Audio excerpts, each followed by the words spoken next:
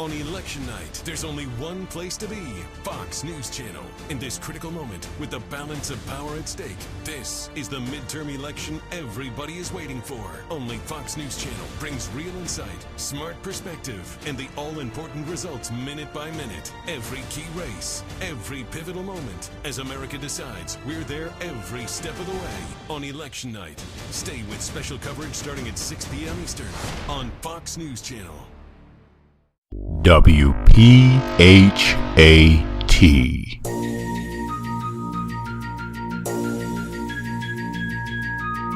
You're listening to the #1 health and wellness podcast, the place where health and consciousness connect. Perfectly healthy and tone radio with your host, Darren McDuffie. And now, prepare to get fat.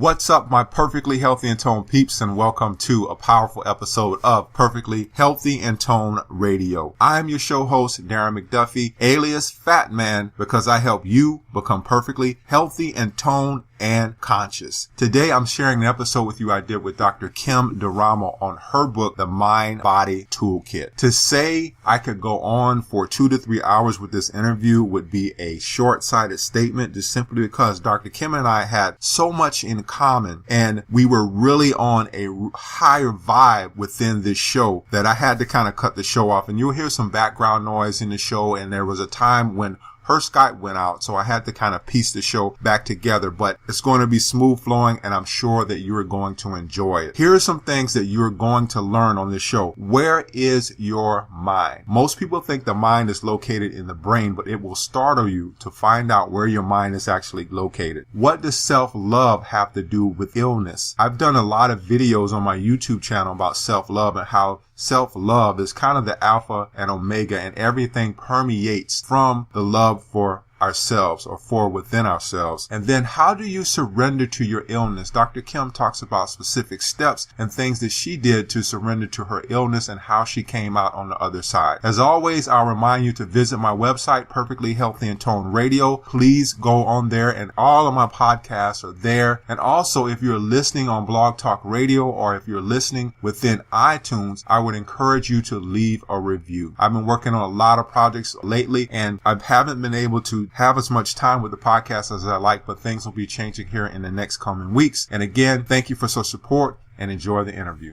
Welcome to another episode of Perfectly Healthy and Toned Radio, and I have a special guest with me today. I discovered this woman while watching YouTube, and one of her videos popped up, and I said, I have to have her on my show. Dr. Kim Duramo, welcome to Perfectly Healthy and Toned Radio. How are you? Well, I'm great. Thank you for having me. It sounds very exciting what you're doing. Yeah, thank you. And your book is the MindBody Tool Kit, which is exactly where I've been going with a lot of things. There was a time last year when I was kind of searching and discovering where I was going to go with everything, because I had come into a lot of knowledge and I wanted to take that knowledge and be able to expand it to my audience. And you just happen to fit into that. I'm going to say cubicle, but you just happen to fit into that space where I'm going. And I know that I had to have you on. But your story is an interesting one. You are a doctor. You're a medical doctor, Dr. Osteopathy.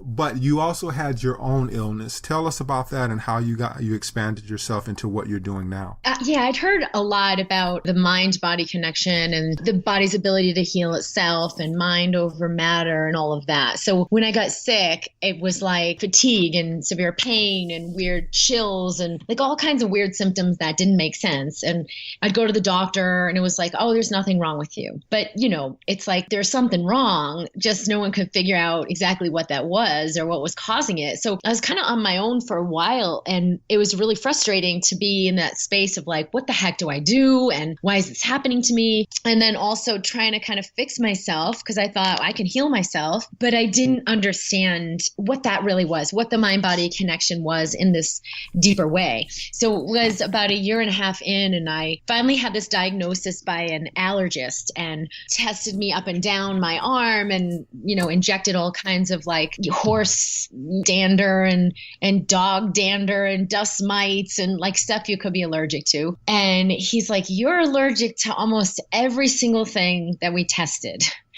I've never seen someone so allergic. You have allergies and here's what you need to do. And then there was this big complicated regime with special cleaning solutions and special medications and lifestyle changes. And I just realized like, wait a minute, that does not feel like my solution. It's like, it was so chaotic to even think about that much changing my life and what that meant. And I'm like, I never had these allergies before. Like I'm inflamed. I didn't used to be inflamed, but why am I inflamed? So I just kind of said, thank you very much. And I realized then like this was between me and me. There's something that was inflaming my body. And I was willing to look underneath that instead of just looking at the surface, like I'm allergic and inflamed and here's how to fix it. But why am I in this imbalance and what needs to happen in my body to restore balance? And that's when I had like a whole new awareness of seeing how I was fighting my body, fighting my symptoms, fighting disease, and like trying to go after it and heal myself was all creating a stress state. It wasn't a state of receiving health or a state of abundance or a state of flow. It was like, let me achieve. And, the way I was going about my life was all about achievement. I was in medical school and I was running marathons. And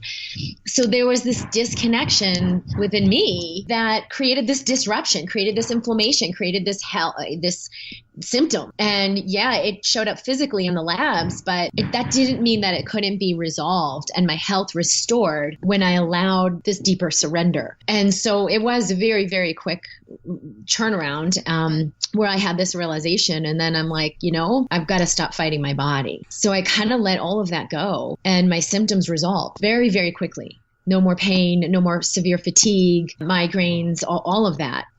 But the realization for me was like, whoa, this is nothing like I thought it was. Of like, I got to go after it and I've got to achieve this health, which I think so many of us try to achieve health.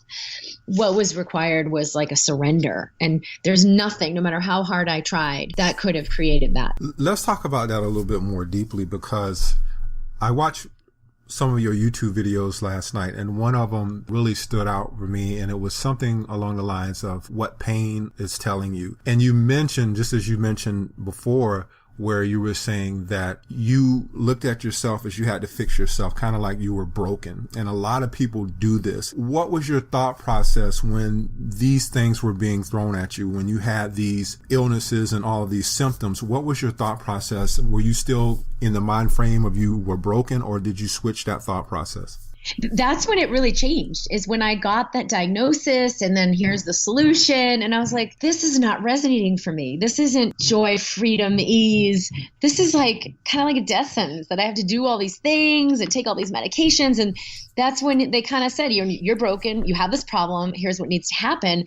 And I realized like, wait, there's more possible. Like what else is possible here that I could allow? And so it kind of required me to stop seeing myself as broken. Because if you're broken, it's like, you got to fix this, you got to fix that, you got to try harder. And, that just wasn't getting me anywhere. And it made things a lot worse. And when I started to listen to the pain and to ask, what's right about this that I'm not getting? That's when I received all of that, not only the insight and the awareness, but what allowed my body to heal. Mm-hmm. So you started looking at things as what's right about it, instead of just saying, hey, what's wrong about this? You looked at it, what was right. What's wrong with me? What's wrong with me? What's wrong with me?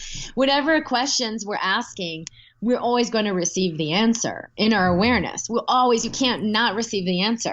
So if you're asking, what's wrong with me? What's wrong with me? Like, why am I so unhealthy? Or why am I in pain? Or why am I whatever, overweight? You're always going to get the reason. Oh, here's why. Here's all the things wrong with you. And that doesn't create a solution. It just creates more problems, more stuff to fix. So when I started to ask, what's right about this I'm not getting, I had a whole new level of awareness that went beyond anything I imagined. Getting into this, because you're a doctor, I was on the other side of the fence at one time as a pharmaceutical representative. And what I saw with a lot of people was once they receive a diagnosis, they go downhill. Again, you're a doctor. What would be the thought process for someone out there who's listening, who received the diagnosis of cancer or received the diagnosis of an autoimmune disease? How would they handle that? You want to remember that there's like, what is it that's required to bring my body back into balance? So it's not, why do I have cancer? Not that you don't want to know that. That might be an interesting idea. But if you really want to heal, you actually want to expand into the solution. Like Einstein tells us the solution doesn't exist at the same consciousness where the problem lies. And so if we're asking like, just like I was. Why am I so broken? What's wrong with me? Why do I have this disease? Why am I in so much pain? It's the same thing. You can let that awareness of, okay, my body's manifested this cancer. What is it not getting that it needs? Or what is it getting too much of that it doesn't need? Where is there, physically, mentally, spiritually, or emotionally, right? Because a lot of times in conventional medicine, we distill it just to the physical and we think that these are not connected, which is a little strange because it's been 30 years of very, very hardcore scientific medical research showing that these are connected, that our immune system is affected by our thoughts, and then our emotions affect like every cell in the body, and it affects it immediately. That cancer has been caused by this underlying stress response and cortisol levels and disruption of our immune system, that they're very intimately linked and can't be separated. So if we begin to see what is it my body's getting that it, too much of, that it doesn't need physically, mentally, emotionally, spiritually, or what am I not getting that I need physically, mentally, spiritually, or emotionally? What is it that my body needs? Because if my body's meant to live in health and to repair itself, if it's not doing that, then there's something amiss. What's required here? And so to begin looking at a deeper level, asking questions in a deeper level, not that you don't address the issue, certainly change your diet and begin eating, a lot of people have different philosophies about cancer and how the diet affects it and what diet's going to help the most. If chemotherapy is something that is aligned for you, then begin to investigate these resources. Yeah, but you really don't want to just look at the tip of the iceberg and fix the cancer. You want to actually look at what created this. What energy am I in that created this imbalance in my body? Let's back up, because like I said, I come from a different world. I come from a background of pharmaceuticals. And one of the things I remember when I first started my job back years ago, I'm not in it now, but I remember just going to like general practitioners, going to family medicine, and then actually I used to call on doctors of osteopathy. But what is a doctor of osteopathy, just for the audience out there? And also, do you think because you were in that area that you're in, osteopathy, that you were more open to going beyond just to conventional medicine? Well, I would say that being open is what led me to go into osteopathic medicine. So for some people, they may be not so open and somehow they are becoming an osteopathic doctor and that opens them. But usually those who choose that path, which osteopathy is really, it's a conventional medical model where we also learn about how the mind and body are connected. We also learn about how the body heals itself. And we learn some ways of assisting that. So yes, you could, I'm an emergency medicine doctor. I trained at a conventional hospital at Emory University. So there's a lot of osteopathic doctors, which is a DO instead of an MD, where we are very conventional in our practice or our training. But you do have a core within medical school where you're exposed to more than that, where you're actually taught about how the mind and body are connected, how the body heals itself, how everything within your body is interconnected and interrelating. Now, this, like I mentioned, in the past 30 years plus of medical research, we've arrived at this, but it hasn't been integrated in the conventional model so fully yet. More and more, it's kind of seeping in there, but it will take like a major revamp of the foundation of how we teach medicine, because we teach very separate. Like, here's your right arm and here's your left arm, and they have nothing to do with each other. Or here's your liver and here's your kidney, and they're completely separate. And it's a contrived way of doing it because we know it's not true. But in the conventional model, it leads to, you got one doctor for the kidney, one doctor for the liver, one doctor for the right arm, one doctor for the left arm, and they don't talk to each other or understand how these areas are connected. So it creates some disjointedness in our system. For osteopathic doctors, it's a little more connected. But like I mentioned, there's some ways it's still not fully integrated in our model. So it's more that I was just a very open-minded person willing to explore what's possible or learn about, like, wow, someone had a spontaneous remission of stage 4 cancer where they're almost dead and, metastatic cancer, and now there's zero cancer. You can't find the cancer. What allowed that? What created that? Because there is a science behind it. It's not some outlier that we can say, oh, well, that's a miracle. So we don't understand that. Let's just put that in another box. That's total crap. Like, we want to actually be, as doctors, it's our responsibility to explore that. Wait, what did happen? And how can I understand things differently so I can incorporate this and allow other people to experience this as well? Instead of saying, well, I already know everything there is to know, and this doesn't fit what I know to be true, so let me dump it. Wait a minute. Life is already showing you that what you think you know isn't the whole picture. So it really requires us to expand the picture, and that requires us to be more open-minded and be more expansive and be more willing to receive. Do you think you would have been as open if you had not had suffered from your own illness? Yes, because that happened later. I was like a third-year medical student, so it was certainly part of my journey of expansion and into having more awareness about this mind-body connection and just how powerful it is. But I've had that my whole life. It's what drew me to medicine. It's what drew me to osteopathic medicine. It's what drew me to mind-body medicine. Like, that's the whole reason I wanted to become a doctor. And I've had this kind of awareness my whole life where I could feel my body in a different way. I could feel more deeply what was happening within my body, and had awareness that most people didn't have. And that kind of led me to explore and wonder and ask questions and look at things more deeply. Why do you think you're open? And of course, there's some other people out there open. Why do you think, maybe I would say there's a 70-30 mix, 30 being more open than you have a 70% mix of people or doctors out there who aren't open? Why do you think that is? That's a really good question. We could do a whole seminar just on that. Yeah. Because it has to do with your level of consciousness.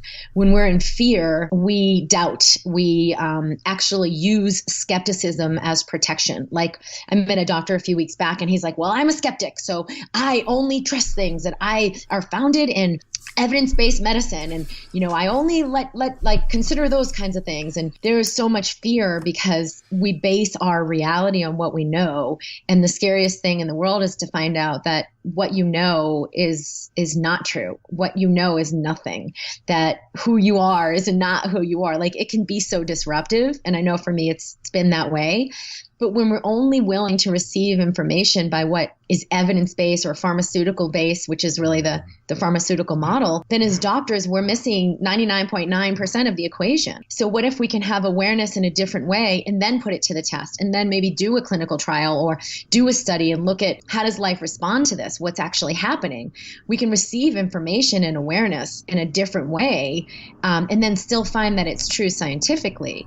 So the skepticism comes from fear. If we're afraid, we've got to kind of like block and protect, so we can't let things in. And that's been a huge detriment to modern medicine. Yeah, a lot of people, they just don't like their beliefs challenged. And I know I used to be one of those people, but through something that happened to me, I became a little bit more open. Let's talk about this whole thing, because the recurring theme in your book seems to be thoughts and emotions. How important are our thoughts and our emotions? Well, they're a portal for awareness of the energy we're in. So if you're in like the energy of anger or fear, it's going to create certain chemical responses in your body. It's going to create certain thought patterns, certain perspectives, like you're kind of protecting yourself, or you're wary of meeting new people, or whatever.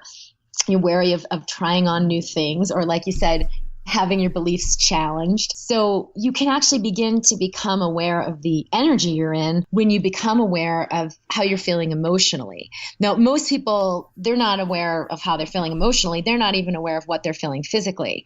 So if they have pain, like for me, it really grounded me into my body. We spend a lot of times like in a head thinking, and we can be in the past, we can be in the future, we can be in other people's heads. And what do they think about me? And oh, why did he say that? And we're not actually present to ourselves. We're not present to what's happening right here within me. So it's a great portal to start by presencing the physical body, feeling, how do I feel physically? Relaxing my shoulders, allowing myself to witness my breath and become aware of what kind of state am I in? Am I expansive and relaxed? Am I contracted and in tension? And that's kind of the first piece to develop this presence within yourself. When we're disconnected, it's like you're susceptible to all the energies you're in. So if other people around you are angry, you're going to feel angry. If other people around you are in fear, the world's coming to an end, I'm not safe, I'm not okay, you're going to all of a sudden experience that. And you're like all tensed up and nothing's going right and your life's not okay because you're not accessing your own power.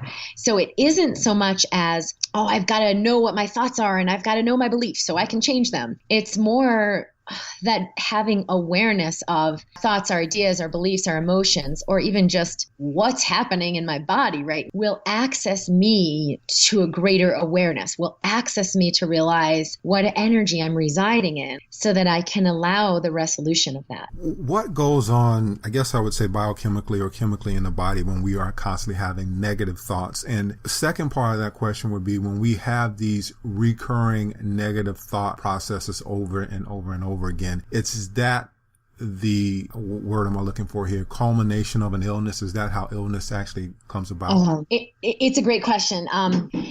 Yes. So what happens is the thoughts are stemming from the energy you're in. So let's think of energy like a big pool of water, and the water, like say you're in a dark space, a dark pool of water, and you can't see anything, you can't feel anything, you feel cold. It's like this, it just becomes like, this is the truth. This is what I am. This is how I am. We don't see ourselves separate from our emotions. It's like we just become, I am this angry person, or I'm this fearful person, or I live in anxiety, or I'm a depressive. When we can witness like, oh, this is just the energy I'm in. And then there's me observing this energy. But the energy we're in of shame or fear or anger, frustration will create and affect our cells, will affect what's happening chemically. So if we think of our emotional state like an energy state, anger has anger chemicals, stress chemicals, toxicity builds up, waste products build up. Your body becomes inflamed. It triggers your immune system. Same thing with fear. It triggers your fight or flight system. It triggers your brain to sort of like small thinking. Everyone's out to get me. I've got to protect myself. I'm not safe. I'm not okay. So your thoughts, your emotions, and your chemical states will be a reflection of the energy you're in. When you allow yourself to, because what you resist persists, right? You can't fight it. Mm-hmm. To come into harmony with it, like recognizing it. Here I'm in fear. Like, so when we're in lower emotional states, like anger, fear, frustration, hatred, shame, you may not be aware of what's happening in your body. Most people, they're really not aware of what's happening, how they feel emotionally, or even how they're feeling physically. But you can access this awareness just by feeling your physical body. What am I feeling in this moment? And even just touching into what I'm feeling physically will give me access to what's happening emotionally. What we see medically is that when you're in fear or shame or anger, it creates anger chemicals. It creates stress chemicals. Your cortisol levels go up. Your inflammatory hormones go up. You go into inflammation.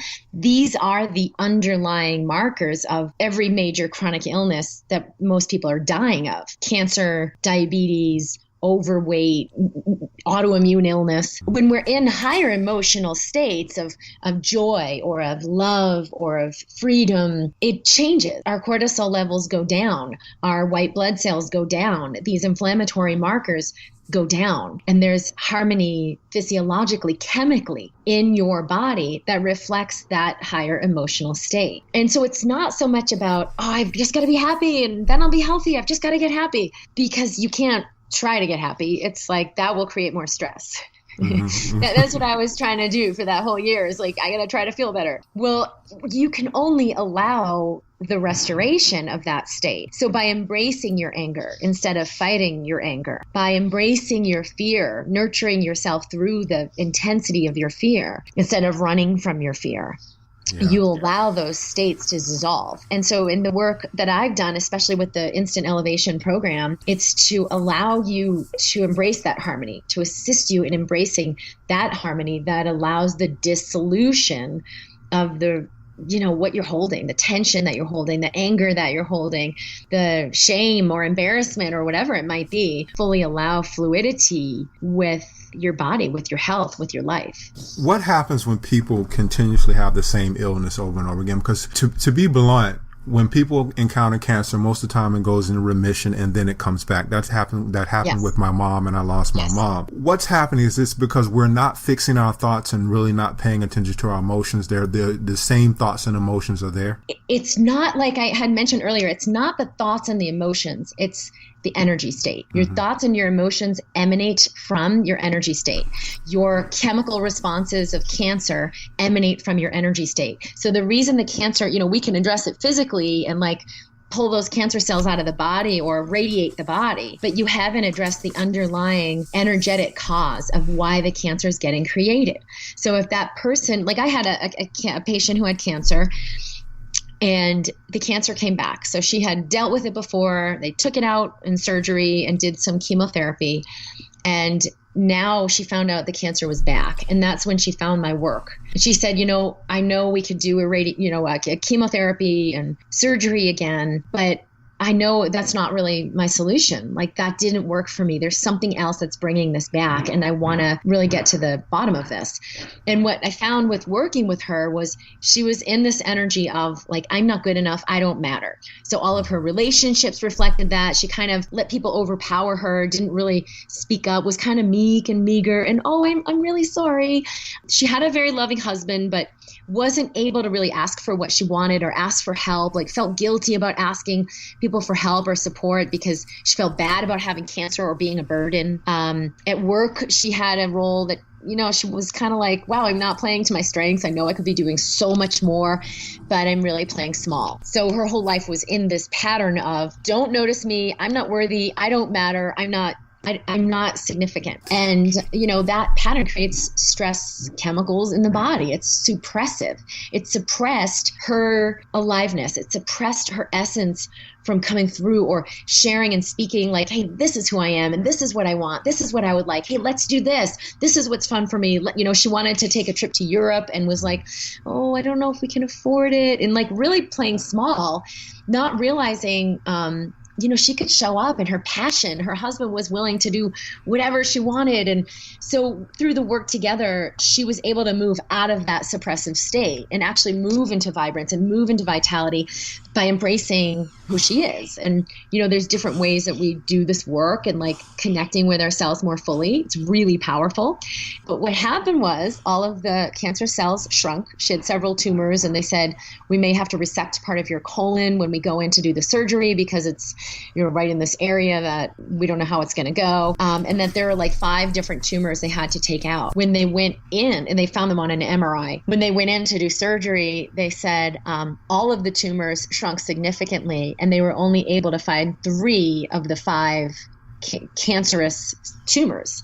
So her body, and that's part of what we did in the work, was allowing her body to resorb this toxicity that kind of got created and release all of this energy. And this is not an outlier. Like there are many, many, many documented cases where cancer can shrink or resolve completely by this kind of work, by allowing ourselves to be in a different energy. So for people like your mom, when we don't address the underlying cause, that person is very likely going to continue to be inflamed and continue to create cancer cells. So no matter how many times we take them out, or even if they change their diet and try to change things, if they still reside in those energies of anger or shame or fear, it's going to create that. There's actually an amazing book by Anita Moorjani. Trying to think of the name of it right now. And I know it. I read it. Yeah. Yes. I have it on my desk here too, so I'm looking around for it. But it's called Dying to Be Me. Yes. And she had this experience where she had the really severe cancer on her deathbed in hospice, and through a near-death experience had an awakening and came into a higher consciousness and realized, wow, it's been all this fear. There's so much fear that prevented me from really being myself, expressing myself fully, showing up as me, because I lived this contrived fear of who I thought I was supposed to be and how I learned how to be. And that suppressed the energy flow in my body. And when she released the fear, she had a complete remission of her cancer. Like the doctors tried biopsy after biopsy. They're like, we cannot find a single cancer cell in your body. And she had the awareness of that resolution. She knew she moved out of that fear, and even has been quoted to say, like, the fear is what created this cancer. So there's so much more awareness of this with documented case studies, but also a lot of scientific research showing this inflammation and the precursors of cancer that are related to these lower emotional states. I want to get you out of here on time because I know you have some time constraints, but there were a couple of things I really wanted to hit here that really rang true to me in your book, or really kind of grabbed my attention. One of the things was the mind, because when we think about thoughts, we think about the emotions, the thoughts, but we think that our mind is located in the brain. Where is the mind actually located? The mind is throughout the body. And we see this in science that like your gut has a whole, they call it the second brain. There are neurotransmitters created in the lining of the gut. And so these signal our body neurologically to feel a certain way, to do a certain thing, independent of our conscious mind or our brain function. But we've also seen this in the kidney, in the heart, that the emotions you're in can sort of channel through the neurons in the heart and create neurotransmitters that go out and affect the brain. They change the thoughts you're having. They change your actions and behaviors. They change your way of perceiving things.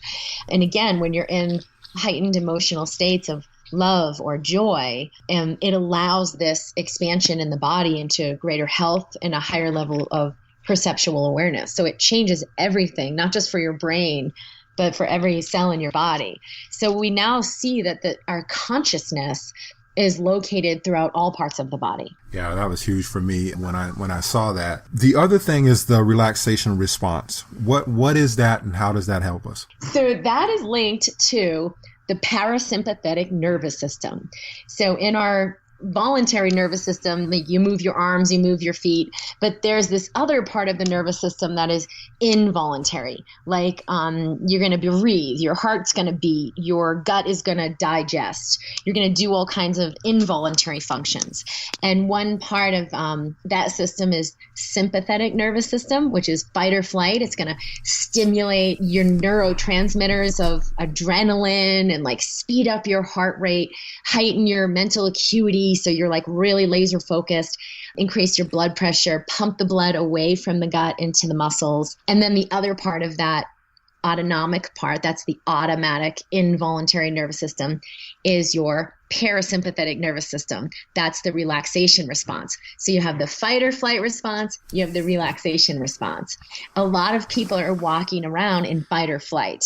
So they're like on guard, looking out, protecting, constantly like I am being threatened. When you're in that state, not only can you not relax and have a bigger picture awareness of like, wow, I really am connected with all things, or wow, I really am deeply loved and worthy.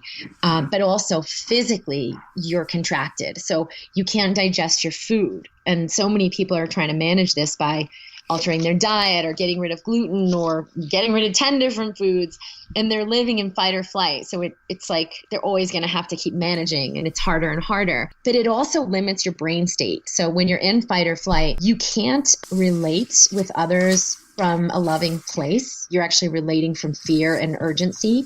You can't create your work from an inspired, abundant place. So you're creating it in survival. And that's why like, I never have enough money. I'm just barely making it. When you go into the parasympathetic, what we call the relaxation response, it turns off fight or flight.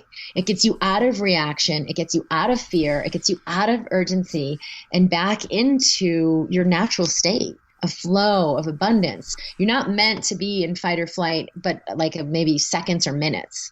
And it's meant to turn off. Mm-hmm. And you're meant to live most of your life in this relaxation response where you have the awareness of like, oh, it could be so easy to create my life. And it could be so easy to receive everything I need. It could be so easy to love others and relate to them and understand and have compassion instead of constantly being triggered or frustrated with everything everyone does. So it's really this like release valve that allows us to enter the harmony of who we are. And that's what I've created with my work, is to bring people into that harmonic state. It's right here. It's always available. And your body can work in this totally amazing way if you allow it. So the relaxation response isn't something you can work at or try to make happen. It actually happens automatically when you release fear. So the instant elevation program I created is really all about that. It's like, how do I allow those energies to resolve and dissolve so I can reside in this space of harmony? The last couple of minutes here, I wanted to get into 3 of the concepts in your MindBody Tool Kit book that really stood out with me. And you can do them real succinctly if you'd like, because I know we're on a time constraint here. But the first one was change your thoughts. And that's huge because I came into some things that helped me with changing my thoughts that have really propel me a little bit further in what I'm doing now. But my question to you is, a lot of people hear this stuff all the time. We hear it from people like Wayne Dyer, change your thoughts and your life changes. You work with people who are in pain, chronic pain, probably autoimmune. What happens when those thoughts come back? What do you tell them? It's really about not believing your thoughts, not buying into them, so that you can expand beyond them and experience something bigger. So even just trying to change your thoughts can become limiting because you're like, I really am healthy. Everything really is okay. And you're like, no, that's not even true. I don't believe it for a second. I'm in pain. But to at least, because what happens when you're in pain is like, oh my God, it's awful. I'll never get what I need. This will never go away. I know for me, when the pain would hit, I'd be like, oh God, not again. Oh God, I'm so powerless. I'll never be able to kick this thing. Like, I have no idea what to do. And I'd feel hopeless and powerless. So it wasn't just the experience of physical pain. There was an emotional energy that went with it too. That keeps the pain in place. It prevents fluidity in the body. So when I stopped buying into the thoughts, I was like, wait a minute. Let me just feel the pain. I'm just in pain. It's in my back. What does it feel like? Okay, back, you're okay. And let my body relax. I stopped buying into the thoughts. So I stopped hooking into that energy of powerlessness. And that really was what allowed me to receive so much more, and why my body could heal so very quickly is because I allowed myself to unhook from that energy, the energy that the thoughts were hooking me into. I let myself unhook from that. And that's really what I've seen in my work is usually people can resolve very, very quickly because the body is that resilient and allows something more expansive to come in. Many people stay in that state of powerlessness and they never get out of it. And that's one of the things that I think keeps people where they are. The second thing, and this one is probably the biggest one, and I was like cheering when I was reading your book and preparing for the interview, is loving yourself. Why is it so hard for us to accept ourselves and really love ourselves? And how far does that take us when it comes to something like a chronic illness, cancer, diabetes, or something else? How far does that take us to actually just accept ourselves and love ourselves? It's everything. When I was with the chronic fatigue, I hated the fatigue. I hated the pain. I hated this problem. Like, there was so much resistance. And I'm like, no way I'm going to love this. No way I'm going to surrender to this. Because I thought that surrendering meant it would win. It's like, I'm in this fight, and if I surrender, this is my opponent. It's going to win. It's going to take me over, and I'm never going to be able to do what I want in life. And I didn't realize that through allowing pure love, which is just the acceptance of like, okay, this is the severe fatigue and it just is what it is. I don't have to fight it. I don't have to make it my enemy. I don't have to fix it. I can just allow it and it actually will resolve. When I allowed myself to embrace what is, because you can say love what is and people think, oh, this is so great. I love it. I'm so tired and it's great. It's not that. It's pure love, which is allowing, which is complete acceptance, which is non-resistance. And when I allowed that in, everything dissolved and resolved because I was holding the energy together. So whether it's your physical body or your physical symptoms, or it's something in your life like your spouse or your ex, someone that you're like, oh, I can't stand this. I'll never embrace it. When you allow yourself to come into acceptance, non-resistance, okay, I'm going to embrace this as it is and release fighting and release any of the energy I'm holding on this and just allow it to be exactly as it is. What you'll find is there is a whole new relationship with it. And when you bring in pure love, it allows the dissolution of all of those blockages. The last thing is, this is something that I used to hear all the time. And it wasn't until maybe a year ago that I finally put it together and understood it. And that's the be, do, have concept. And once you explain that, just explain and this will be the end of the interview, I promise, just to explain this whole thing of really getting into your life force, because I don't think people understand it. And I don't think that when it's at the cusp of why everyone is unhappy, because they aren't really tapping into their life force and doing the things that really make them happy. But I know it's a loaded question. Just take the be do have question first and get into the life force thing, and then we'll be done. This is a great question. And, I'm glad we had this interview because you brought out some really powerful points here, and it's important. The be do have, and people, they use this with like success or finance or business, and it's this like motivational catchphrase, but what it actually points to is the essence of who you are is what creates the manifestation of like what is most fulfilling to you. So you can call that success or abundance or whatever. But when you're trying to have it, like I got to have a house and then I'll feel happy, and I got to have $1 million and then I'll feel content and good about myself. And we kind of try to reverse engineer it. We're disconnecting from the essence of abundance that we are. We're disconnecting from the freedom that we are. Oh, when my body heals or when I lose 10 pounds, then I'll feel good and I'll feel free. But the truth of how you're built, how you're made, what we are, is that as you connect with the essence of freedom and fluidity and abundance and pure love that you already are, and you do it unconditionally, right? Like even if the money hasn't shown up or even if my body isn't healed yet, you connect with that within you. And just all you need to do is put your hand on your heart and breathe into your heart. And we could do that for a few moments too, to just put your hand on your heart and breathe into this space. Feel this stillness within you. We avoid it so often, but like do the opposite. Feel the discord that's coming up. Feel any fear. Feel any urgency of, I got to learn what she's saying so then I can apply it. Let me take notes. Do the opposite. Dump everything and just go within you. That's where the wisdom is. That's where your essence is. That's where all things emanate from. And then just breathe into your chest, into your heart, and feel your heart expand. Let your heart expand. And see if you can feel that awareness of ease, the fluidity, the abundance. So when you're connected with that, that inspires you. It moves you. It gets you out of the seat to do what's going to be the most amazing thing you ever did, or it gets you into the bed to take a nap, which was exactly what you just needed right now. It moves you into doing that is in alignment with creating your most abundant life. And then the have of how life shows up as a reflection of that is the result. But you always got to remember that that the space you are residing in is 99.9999% of what gets expressed in your life.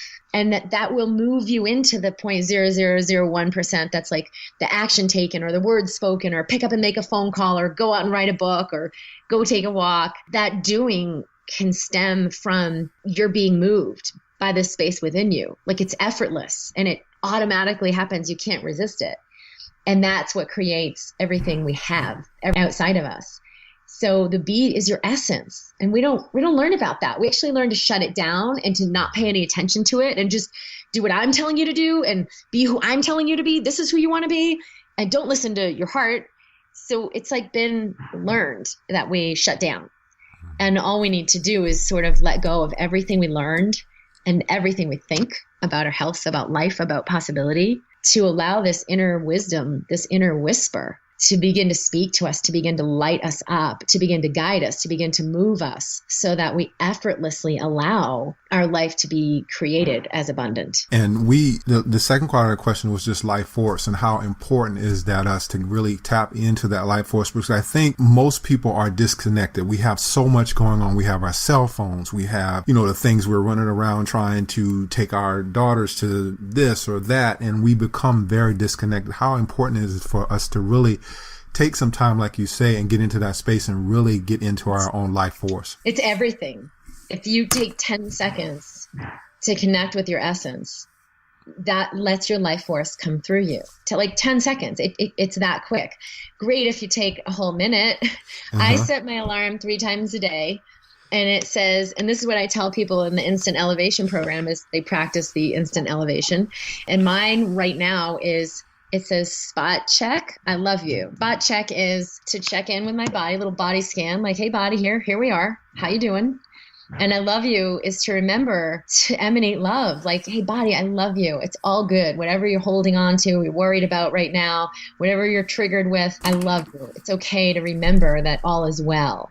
So I do this little spot check, I love you, and it comes up on my phone and it reminds me to go into that space so that my life force flows through me during the day, not like getting suppressed as I'm taking over with what I think I should do, but let my life force flow through and it will guide me and it will move me. And then I'm at the right place at the right time. Or I said this magical thing and people are like, oh my God, that's exactly what I needed to hear. How did you know? Well, I'm not doing it from my own desire and will. I'm doing it from where my life force moves me. And that will always be infinitely higher than what we think we should be doing ourselves. Man, I wish we had more time.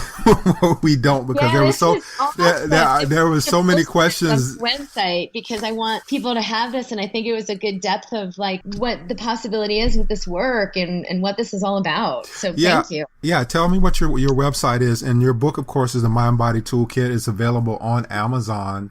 And actually, if you're one of the Kindle subscribers, I think you can get your book for free. I'm a Kindle subscriber, so I got your actual Kindle book for free. So that's an added bonus if you want to read the book. But tell us where your website is. Your website. I'm at drkimd.com, and they can actually get a package for the book. It's just a little package I put together where they receive it in the ebook format, along with a video program I created that kind of guides you through each of the tools in the MindBody Tool Kit. And that's right there under book, right there on my page, drkimd.com. And then, of course, there's other, like the online program for the instant elevation brings you much, much deeper into this integration. And I have ways of working with people privately in my group. We have a live group where we work together. So for me, this has been like so expansive that this work has been so well received, and that so many people have let themselves allow such a transmutation and so much more to get created in their lives. So I'm obviously super excited to be living this. This is like my dream, is to share this message and live it myself. And I'm happy to assist people further with integrating this for yourself. Yeah. And you can look at Dr. Kim's YouTube channel. I was on there scrolling through some videos, and that's actually how I discovered her, as I said at the beginning of the interview. And she has a lot of entertaining YouTube videos, not just the normal doctor stuff, but it's some really, really good, entertaining videos, and you learn a lot as well. Dr. Kim, thank you so much for the interview. I really enjoyed it. Thank you. Yeah. Thank you so much. And people can find the YouTube link right there on my site as well, drkimd.com, and they can subscribe to my email so that we stay in touch. I love to kind of share the videos I do and things like that. So people who are interested in this can certainly subscribe. All right. Thank you so much. Have a great evening. Thank you.